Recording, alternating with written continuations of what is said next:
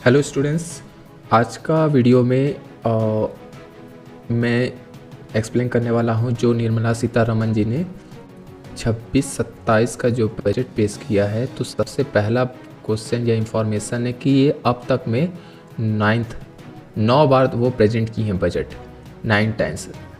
ठीक है, ये क्वेश्चन पूछ सकता है अब तक कितना बजट पेश किए हैं। तो आज के वीडियो में हम लोग जानेंगे कि निर्मला सीतारमण जी के अकॉर्डिंग कि देश के अंदर जो पैसा आएगा, 1 रुपया अगर देश कमाता है तो अगर उसको एक्सप्लेन उन्होंने किया तो 1 रुपया में 100 पैसा, मान लीजिए 100 पैसा मतलब 100%, तो इसमें 1 रुपया आने में कहाँ से वो पैसा आएगा। तो इन्होंने एक्सप्लेन किया है कि बोरविंग मतलब कुछ उनके लोन होंगे, जो देश ने लोन लिया है वो वहाँ से 24% आएगा, वो एक लायबिलिटी के रूप में भी है।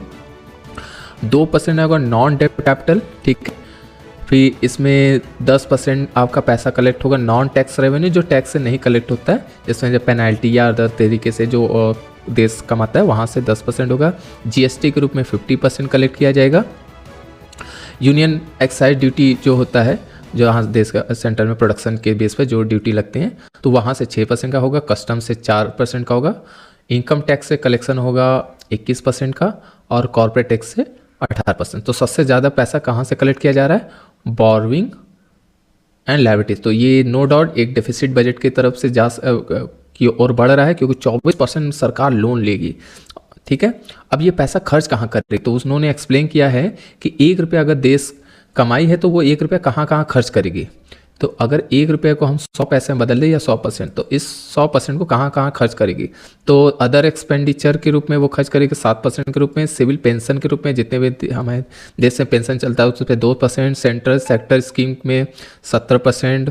मेजर सब्सिडी जो सरकार देती है अलग अलग जगह पे, वहाँ पे 6%। डिफेंस में 11% इस पर खर्च करेगी। इंटरेस्ट, अब जैसे बात है लोन लिए है सरकार ने तो उस पर इंटरेस्ट पेमेंट करेंगे तो वो 20% लोन के रूप में चल जाएगा। सेंट्रली स्पॉन्सर्ड जितने स्कीम है उसमें 8% खर्च करेगी, और finance commission and other transfer में 7% जाएगा, और स्टेट शेयर टैक्स के रूप में जो पैसा जाएगा वो 22%। तो यहाँ पे देखेंगे सबसे ज़्यादा पैसा कहाँ जाए? स्टेट शेयर के रूप में जा रहा है।